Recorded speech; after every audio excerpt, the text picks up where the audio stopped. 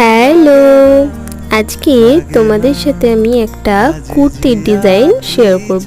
এটা অর্ডার করেছে প্রতিমাদি ওর 3 বছরের পুচকির জন্য।